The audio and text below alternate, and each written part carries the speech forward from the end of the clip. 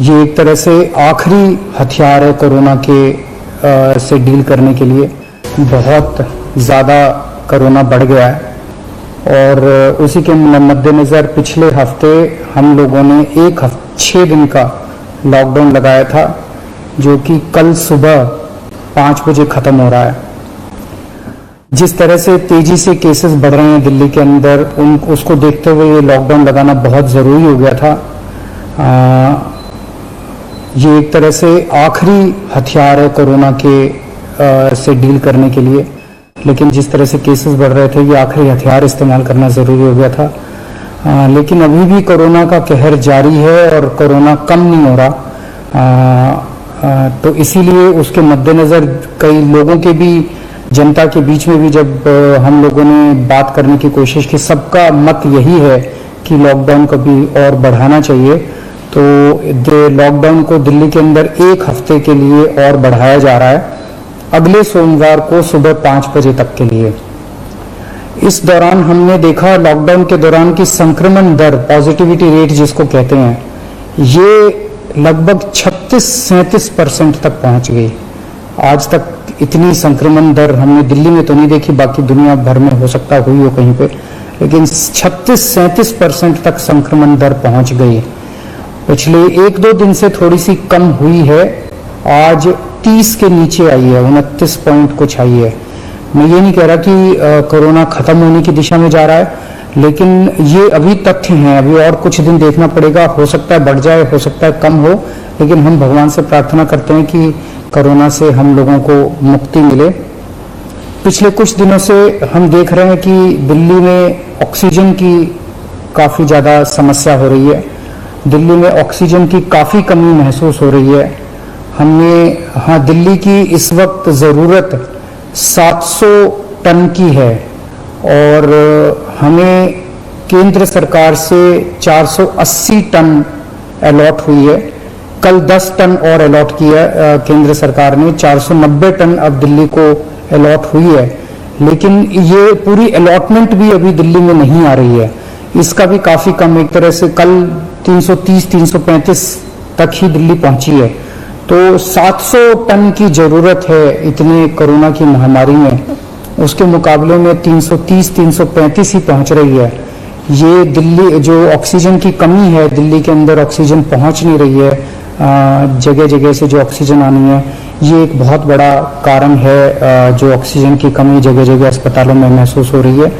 लेकिन हमारे ऑफिसर्स, हमारे सभी मंत्रीगण, हमारे सभी लोग रात भर पिछले कुछ दिनों में, जब से ऑक्सीजन की कमी हुई है, एक अस्पताल जहाँ जहाँ कमी है वहाँ सप्लायर से, मैन्युफैक्चरर से, ट्रक ड्राइवर से जो लेके आ रहा है उससे फ़ोन कर करके कोशिश कर रहे हैं कि समय पे अस्पताल में पहुँचे। मैं ये नहीं कहूँगा कि सारी कोशिशें कामयाब रही, कई जगह फेल भी हुए हम लोग, और कई जगह हम समय पे ऑक्सीजन पहुंचाने में हमारी टीम कामयाब भी हुई। तो सबसे पहले तो मैं उनको जो रात भर काम करके और अस्पतालों तक ऑक्सीजन पहुंचाने की जो लोग भी कोशिश कर रहे हैं, उन सबका मैं धन्यवाद करना चाहता हूं कि इतने मुश्किल समय में इतनी मेहनत कर रहे हैं। क्योंकि ऑक्सीजन इतनी इस वक्त कीमती है, इतनी कम है, तो उसका मैनेजमेंट करना बहुत ज़रूरी है। तो उसको मैनेजमेंट करने के लिए भी अब कल से ठोस कदम उठाना चालू किया। हमने एक वो पोर्टल टाइप बनाया है और ऑर्डर जारी कर दिए गए हैं, जिसमें हर 2-2 घंटे में मैन्युफैक्चरर से लेके और अस्पताल तक, एंड यूजर तक, हर एक को 2-2 घंटे के अंदर अपनी ऑक्सीजन की पोजीशन बतानी पड़ेगी।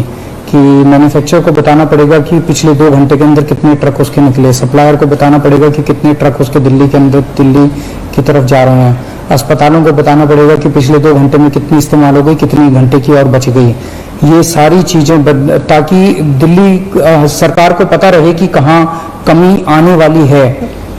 तो इसके अलावा केंद्र सरकार से काफ़ी सहयोग मिल रहा है। कल भी पूरा दिन केंद्र सरकार के अलग अलग मंत्रालयों के साथ हमारे ऑफिसर्स की टीम बैठी रही और दोनों टीमें, केंद्र सरकार और दिल्ली सरकार, अच्छे से मिलकर काम कर रही हैं और कोशिश की जा रही है कि जो भी सप्लाईज आने में दिक्कत हो रही है, उन दिक्कतों को दूर किया जा सके।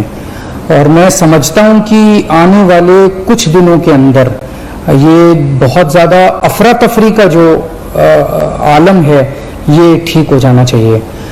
कल हम पूरी कोशिश कर रहे हैं कि जहां से भी, और केंद्र सरकार से तो मदद मिल रही है, और भी जहां से भी हम लोगों को ऑक्सीजन मिल सके, ऑक्सीजन के टैंकर मिल सके, पूरे देश से, दुनिया भर से हम पूरी कोशिश कर रहे हैं।